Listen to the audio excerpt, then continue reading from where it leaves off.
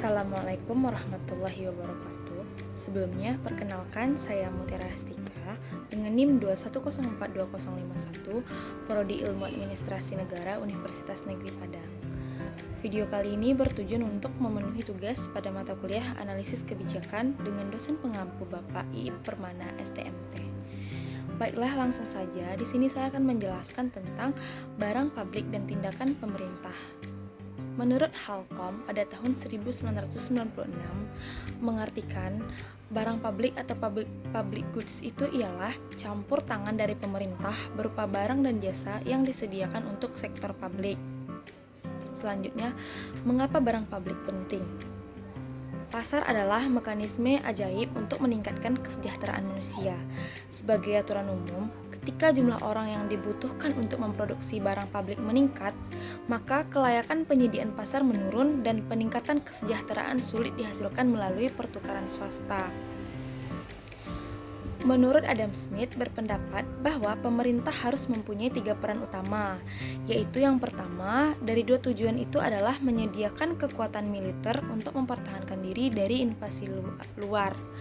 Yang kedua, mempertahankan sistem hukum dan peradilan yang tidak memihak. Yang ketiga, kedaulatan atau persemakmuran.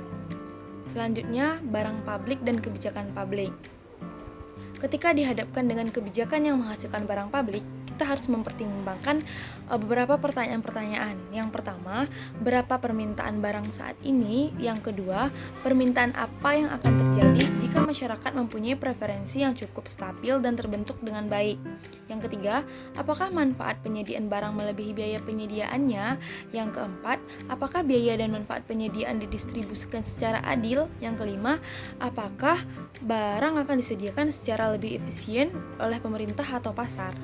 Yang keenam, jika barang publik merupakan artefak dari kebijakan publik, haruskah pemerintah tetap menyediakan barang tersebut? Atau haruskah mereka mengubah kebijakan atau infrastruktur atau struktur insentif yang awalnya menjadikan barang publik menjadi baik? Dan yang ketujuh, apakah penyediaan barang publik oleh pemerintah bersifat paternalistik atau tidak dapat diterima secara moral? Selanjutnya, banyak barang publik yang dibiayai pemerintah memberikan manfaat bagi sebagian orang dan membebankan biaya pada orang lain. Dalam beberapa kasus, hal ini tampaknya adil. Mungkin ada gunanya mengeluarkan uang sekarang untuk pemberantasan polio atau pengurangan polusi, meskipun penerima manfaat utama adalah orang-orang di masa depan yang tidak menanggung biaya apapun. Sebagian besar barang publik di dunia nyata tidak memberikan manfaat bagi semua orang, dan jika hal tersebut bermanfaat, maka manfaatnya tidak sama lagi semua orang. Selanjutnya, barang publik primer dan sekunder. Ketika suatu barang publik merupakan artefak dari kebijakan publik, maka timbul pertanyaan apakah pemerintah harus menyediakannya, atau apakah mereka harus mengubah kebijakan-kebijakan yang membuat masyarakat menjadi baik. Ketika kebijakan publik menciptakan masalah barang publik yang baru, kita harus memikirkan apakah kebijakan lebih lanjut yang berupaya menyediakan barang publik yang relevan harus disahkan, atau apakah kebijakan yang menciptakan masalah tersebut harus dicabut atau diubah.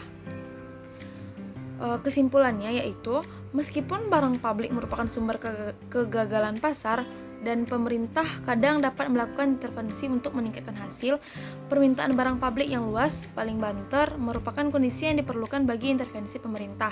Tidak ada hubungan otomatis antara permintaan dan kesejahteraan, dan hubungan ini sangat lemah, terutama dalam hal barang publik karena masyarakat kurang mempunyai insentif untuk mendapatkan informasi tentang barang-barang yang mereka tidak mempunyai kemampuan untuk memproduksi atau mengkonsumsinya secara sepihak. Di pasar, preferensi yang terbentuk dengan buruk akan dihukum